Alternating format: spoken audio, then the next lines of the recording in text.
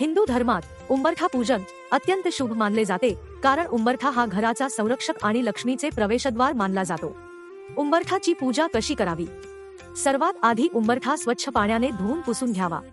शक्य असल्यास उंबरठ्याला हळदकुंकवाचे लेपन करावे. हळदीमध्ये जंतुनाशक गुणधर्म असतात आणि ती सौभाग्याचे प्रतीक आहे. उंबरठ्याच्या दोन्ही बाजूंना हळदकुंकवाने स्वस्तिक काढावे.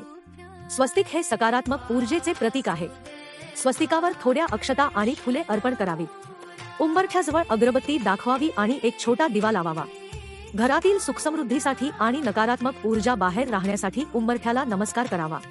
पूजा का करावी? उंबरठा हा लक्ष्मीचा निवास मानला जातो. दररोज पूजन केल्याने घरात लक्ष्मी प्रसन्न होते आणि समृद्धी येते. असे मानले जाते की विधिवत पूजन केल्याने घरातील वास्तुदोष दूर होतात आणि बाहेरील वाईट शक्ती घरात प्रवेश करू शकत नाहीत. हळदकुंकवाच्या वापरामुळे घरात सकारात्मक ऊर्जा निर्माण होते. विशेषतः शुक्रवारी, सणासुदीला किंवा अमावास्येला उंबरठा पूजन करणे अत्यंत फलदायी मानले जाते.